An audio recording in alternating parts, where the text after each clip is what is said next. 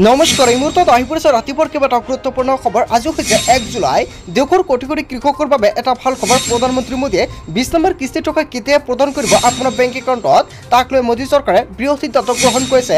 লগতে নতুনকৈ জাননী প্ৰেৰণ কৰিছে। পিএম কিষাণৰ 20 নম্বৰ কিস্তিক লৈ ডাঙৰ খবৰ। লগতে লাখ লাখ অনাথ হিতাধিকাৰীৰ একাউণ্টত চৰকাৰে প্ৰদান কৰিব 1250 টকাকৈ। যদি আপুনি নতুনকৈ আবেদন কৰিছে তেনে ক্ষেত্ৰত আপোনাৰ বাবে ভাল খবৰ আহি পৰিছে। 10 জুলাইত লাখ লাখ মহিলাই একাউণ্টত সোমাব 1250 টকাকৈ। যদি আপুনি এতিয়ালৈকে ৰেচন কাৰ্ড পোৱা নাই অতি শীঘ্ৰে নতুনকৈ ৰেচন কাৰ্ড আবেদন কৰিব পাৰিব। লগতে যদি ৰেচন কাৰ্ডৰ পৰা নাম বাদ পৰিছে আপুনি নতুনকৈ অন্তৰ্ভুক্ত কৰিও লৈ ল'ব পাৰিব। কেৱল এয়াই নহয়, যদি আপুনি চৰকাৰী ঘৰ পোৱা নাই নতুনকৈ লাভ কৰিব। কেইবাটাও ৰাজনৈতিক খবৰৰ লগতে অৰাজনৈতিক খবৰ যুগুত কৰা হৈছে আজিৰ দিনটোত। গোটেই অসম তথা ভাৰতৰ বিভিন্ন প্ৰান্তৰ পৰা যুগুত হৈছে কেইবাটাও ডাঙৰ খবৰ। এনেবোৰ খবৰ নিতৌ পাই থাকিবলৈ চেনেলটি ছাবস্ক্ৰাইব কৰি ভিডিঅ'ৰ এটা লাইক কৰিবলৈ নাপাহৰিব। আজিৰ আমাৰ প্ৰথম গুৰুত্বপূৰ্ণ খবৰ হৈছে অসমবাসীৰ বাবে এটা ডাঙৰ খবৰ।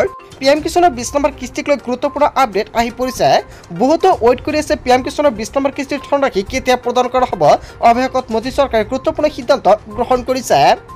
Sign it his first file authorizing release of PM Kishan Samman Nidhi PM Kishaনৰ 20 number কিস্তি টকা ৰিলিজ কৰা হ'ব আৰু তাক লৈ মোদী চৰকাৰে বৃহৎ সিদ্ধান্ত গ্ৰহণ কৰিছে।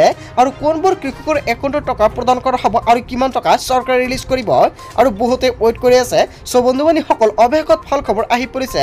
জুলাই মাহৰ প্ৰথম দিনতে মোদী চৰকাৰে বৃহৎ সিদ্ধান্ত গ্ৰহণ কৰিছে। 9.3 কৰোৰ ফাৰ্মাৰৰ একাউণ্টত চৰকাৰে প্ৰদান কৰিব 2000 কোটি টকা আৰু কিছুমানৰ একাউণ্টত চৰকাৰে প্ৰদান কৰিব 4000 কোটি টকা।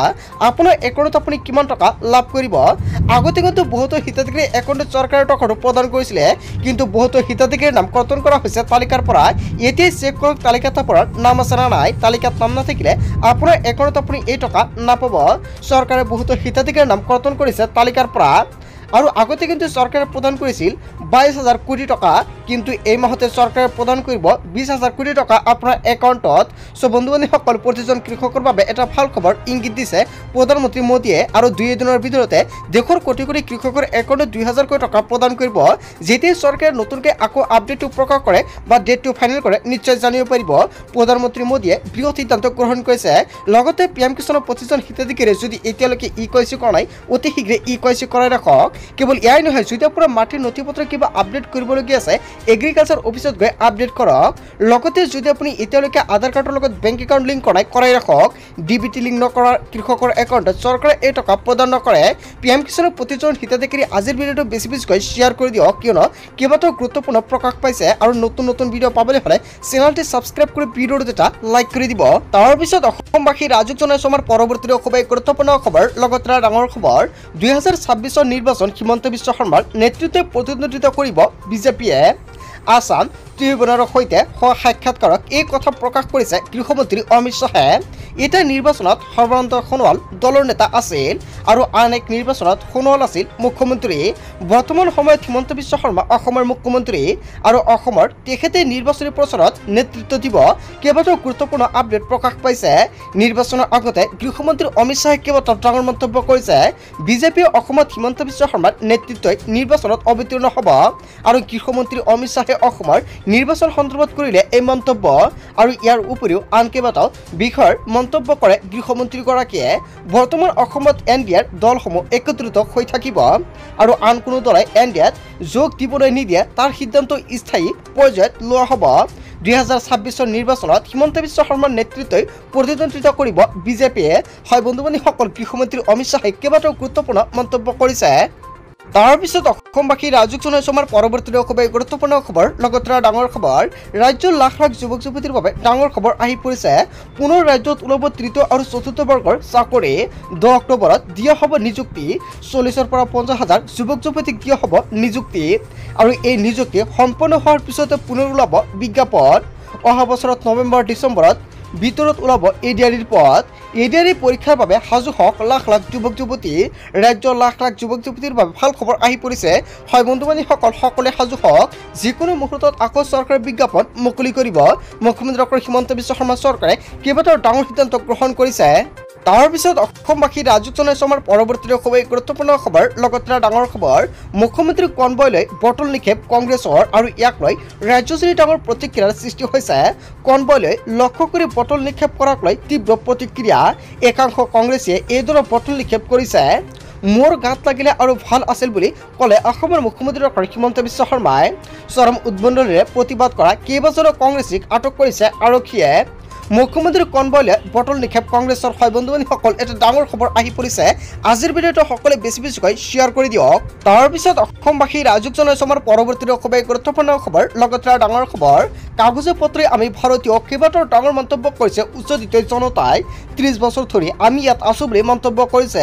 আমাক ইয়াতে থাকিবলৈ দিয়ক, আমি দুখীয়া মানুহ এনেকৈ ক'ত থাকিম। কেইবাটাও গুৰুত্বপূৰ্ণ মন্তব্য প্ৰকাশ পাইছে। লগতে নতুনকৈ মাটি কিনিবলৈ আমাৰ টকা নাই বুলি মন্তব্য কৰিছে উচ্চদিত জনতাই। নলবাৰীত উচ্চদিতৰ বিননি, কান্দি কান্দি প্ৰশাসনক অনুৰোধ জনাইছে উচ্চদিতই। হয় বন্ধু বান্ধৱীসকল, ডাঙৰ খবৰ আহি পৰিছে। তাৰপিছত অসমবাসী ৰাজুক জনাইছো আমাৰ পৰৱৰ্তী খুবেই গুৰুত্বপূৰ্ণ খবৰ, লগতে ডাঙৰ খবৰ। মুছলমানৰ সমস্যাক গুৰুত্ব দিয়া নাই চৰকাৰে। হয় বন্ধু বান্ধৱীসকল, আচলতে মুছলমানৰ সমস্যাক গুৰুত্ব দিয়া নাই নেকি চৰকাৰখনে। মুছলমানৰ স্বাৰ্থত প্ৰয়োজনত নিৰ্বাচন খেলিব ABMCয়ে। সংখ্যালঘু মুছলমানৰ স্বাৰ্থত ABMCৰ ডাঙৰ ঘোষণা। হাজাৰটা সমস্যা জৰ্জৰিত সংখ্যালঘু মুছলমানৰ কাষত থাকিব ABMCয়ে। BTC নিৰ্বাচনৰ পূৰ্বে সংখ্যালঘুৰ বাবে ডাঙৰ সিদ্ধান্ত ABMCৰ। সংখ্যালঘুৰ কল্যাণৰ স্বাৰ্থত 5টা পৰীক্ষিত সমষ্টিত প্ৰতিদ্বন্দ্বিতাৰ লক্ষ্য। উচ্ছেদ দ্বিবটৰ সমস্যাৰ বাবে সংখ্যালঘুক হাৰাশাস্তি কৰিছে বিজেপি চৰকাৰে। দিল্লীৰ যন্ত্ৰ মন্ত্ৰত 21 আৰু 22 জুলাইত ABMCৰ তীব্ৰ প্ৰতিবাদ কাৰ্যসূচী। মুছলমানৰ সমস্যাক গুৰুত্ব দিয়া নাই চৰকাৰে। হয় বন্ধু বান্ধৱীসকল, আচলতে ABMCৰ তৰফৰ পৰা যিকেইটা প্ৰশ্ন উত্থাপিত কৰা হৈছে, ইয়াৰ বিষয়ত আপুনি কি ক'ব? যদি আপোনাৰ কিবা মন্তব্য কৰিব লগা থাকে, আপোনালোকৰ মন্তব্য নিশ্চয় কমেণ্ট কৰি জনাই দিব। তাৰপিছত অসমবাসী ৰাজুক জনাইছো আমাৰ পৰৱৰ্তী খুবেই গুৰুত্বপূৰ্ণ খবৰ, লগতে ডাঙৰ খবৰ। লাখ লাখ মহিলাৰ বাবে ভাল খবৰ আহি পৰিছে। আৰু প্ৰতি মাহৰ 10 তাৰিখটো হৈছে পেঞ্চন আৰু অৰুণোদয়ৰ দিন। কিন্তু যোৱা মাহত চৰকাৰে 14 তাৰিখে প্ৰদান কৰিছে অৰুণোদয় আঁচনি 1250 টকাকৈ। আৰু জুলাই মাহত আজি হৈছে 1 জুলাই, আৰু আজিৰ দিনটোত চৰকাৰৰ ফালৰ পৰা গুৰুত্বপূৰ্ণ আপডেট প্ৰকাশ কৰা হৈছে। এই মাহতো 14 তাৰিখে চৰকাৰে প্ৰদান কৰিব নেকি 1250 টকাকৈ। নহয় বন্ধু বান্ধৱীসকল, এই মাহত 10 তাৰিখে প্ৰতিগৰাকী মহিলাৰ একাউণ্টত সোমাব 1250 টকাকৈ। বহুতো হিতাধিকাৰীৰ নাম কৰ্তন কৰা হৈছে। আগতে আছিল 43 লাখ, কিন্তু এই মাহত চৰকাৰে প্ৰদান কৰিব 36 লাখ হিতাধিকাৰী একাউণ্টত টকা। আৰু অৱশেষত মুখ্যমন্ত্ৰী ডক্টৰ হিমন্ত বিশ্ব শৰ্মা চৰকাৰে গুৰুত্বপূৰ্ণ সিদ্ধান্ত গ্ৰহণ কৰিছে। লগতে লাখ লাখ মহিলাৰ নাম কৰ্তন কৰা হৈছে তালিকাৰ পৰা। আৰু সকলো মহিলাৰ নাম এতিয়া চৰকাৰে অৰুণোদয় 3.0ত অন্তৰ্ভুক্ত কৰিছে। অৰুণোদয় আৰু অৰুণোদয় 2.0 বুলি কোনো কথা নাই। সকলো মহিলাৰ নাম এতিয়া অন্তৰ্ভুক্ত কৰা হৈছে অৰুণোদয় 3.0ত। যদি আপোনাৰ নামটো তালিকাৰ পৰা কৰ্তন হৈছে, তেনে ক্ষেত্ৰত নতুনকৈ কৰিব লাগিব আবেদন। যিসকল ব্যক্তিৰ নামটো কৰ্তন হৈছিলে, সকলোৱে নতুনকৈ যদি আবেদন কৰিছে, তেনে ক্ষেত্ৰত নিশ্চয় আপুনি এই মাহৰ 10 তাৰিখত লাভ কৰিব অৰুণোদয় আঁচনিৰ 1250 টকাকৈ অৰুণোদয় 3.0ৰ। প্ৰতিগৰাকী মহিলাৰ একাউণ্টত চৰকাৰে টকা প্ৰদান কৰিব। উপকৃত হিতাধিকাৰী কিমানগৰাকী হিতাধিকাৰী একাউণ্টত চৰকাৰে প্ৰদান কৰে এই টকা? উপকৃত হিতাধিকাৰী প্ৰায় 36,96,809 গৰাকী হিতাধিকাৰী একাউণ্টত এই মাহতে চৰকাৰে প্ৰদান কৰিব 1250 টকাকৈ। আৰু প্ৰত্যেক মাহতে চৰকাৰে ধন আদায় দিয়ে প্ৰায় 282.52 কোটি টকা। আৰু ইণ্টাৰমিডিয়েট সাৰ্বজনীয় বিধৱা পেঞ্চন, লগতে দীনদয়াল দিব্যাংগ সাহায্য আঁচনি এতিয়াৰ পৰা অৰুণোদয় আঁচনিত অন্তৰ্ভুক্ত কৰা হৈছে। অৰুণোদয় শহীদ কুশল কোঁৱৰৰ বৃদ্ধ পেঞ্চন, ৰাষ্ট্ৰীয় দিব্যাংগ বিধৱা আৰু বৃদ্ধ পেঞ্চন আঁচনি এতিয়া সকলো একলগ কৰা হৈছে। এতিয়া সকলৰ একাউণ্টত চৰকাৰে 1250 টকাকৈ প্ৰদান কৰিব। বন্ধু বান্ধৱীসকল, যদি অৰুণোদয় তালিকাত আপোনাৰ আগতে নাম অন্তৰ্ভুক্ত হৈ আছিলে, তেনে ক্ষেত্ৰত এই মাহত আপোনাৰ একাউণ্টৰ টকাটো পোৱা নাই নেকি? তেনে ক্ষেত্ৰত জুলাই মাহৰ 10 তাৰিখে আপোনাৰ একাউণ্টত চৰকাৰে প্ৰদান কৰিব টকা। যদি আপোনাৰ নামটো কৰ্তন কৰা হৈছে, তেনে ক্ষেত্ৰত নতুনকৈ আপুনি কৰিব পাৰিব আবেদন। চৰকাৰে জুলাই মাহৰ ভিতৰতে গাঁও সভা পাতিব।